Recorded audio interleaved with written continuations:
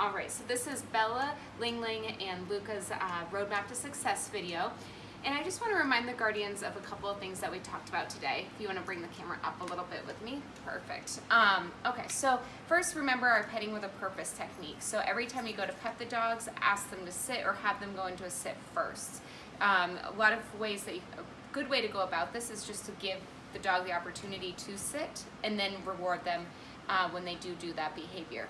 Remember, you want to use short commands and say it consistently in the same way every time. So when the dogs do sit, say sit, even if you're not in active training mode. So that means that you can use passive training. So if the dog just happens to sit down by you or say go into a down position, say sit and then pet them, or say down and pet them.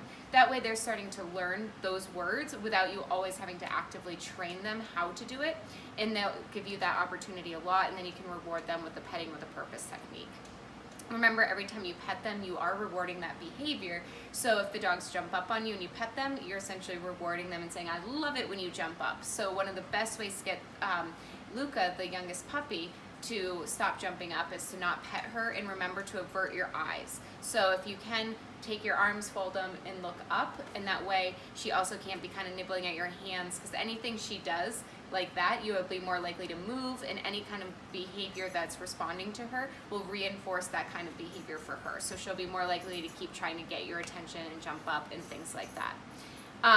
Remember, when you're working on different commands with the dogs, you can go into like the sit position, take the treat and put it right at their nose, right here, and then kind of lure them back into the position that you want. Say the command word once firmly, then you can say good girl, good job, whatever you want, but remember to just say that word once and make it really strong. Remember that some of the rules that we put in place are no furniture, and then having the dogs sit before. Bella, good girl, good girl. Having the dogs sit before going outside or inside, whichever direction the dogs prefer to go into the most. I want to remind you to look at the video above this one to do the behavior adjustment training to get the two dogs closer to each other, Bella and Ling Ling. Remember that we want to be taking all this pretty slow. So the slower the pace, the better you'll do. That way the dogs build that strong foundation, so they're at the end of this really comfortable, and you don't have to go back through these steps. So if it takes the next week for them to just be that close to each other, laying down near each other, that's excellent. Try not to push them to go too far too fast, because that's usually when a disagreement will kind of come up.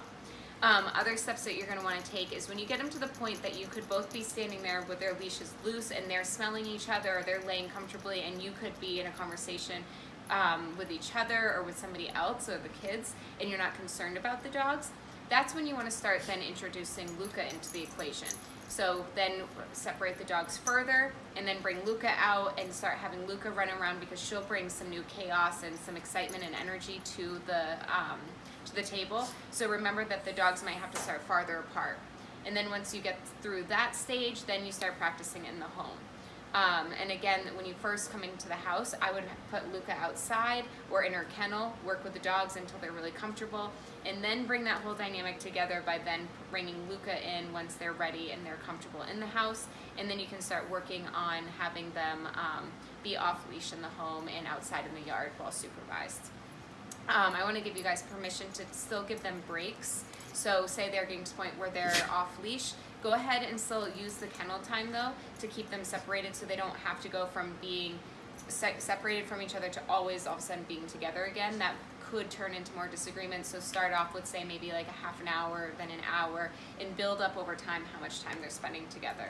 And that should get you to the point where they're successfully able to stay together. And then let's see, other things. Leadership exercise. I want you guys to practice the leadership exercise each day for the next 30 days. And practice with each dog. You can get the kids involved with this. That's a great way to go about that. Also, make sure that the kids are helping out by getting Luka's energy needs met. So get her outside playing, throw a ball for her, do whatever you can to get some of that excess excess energy out. That'll help Luka be calmer around the Puggle so they're not picking on her, so she's not picking on them too much. And you can also use the escalating consequences to teach Luka her boundaries to stay away from the Puggles.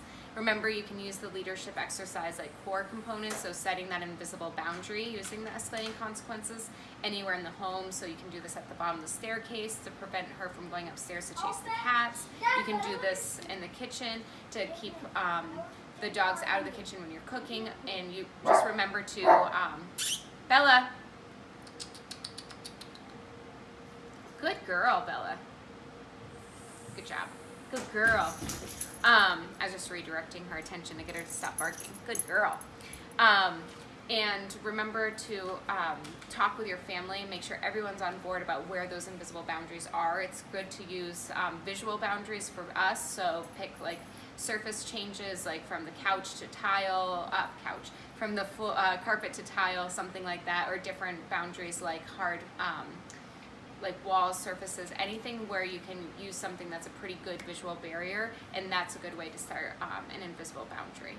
All right, and then lastly, I want to remind you that everything you do trains your dog, only sometimes you mean it.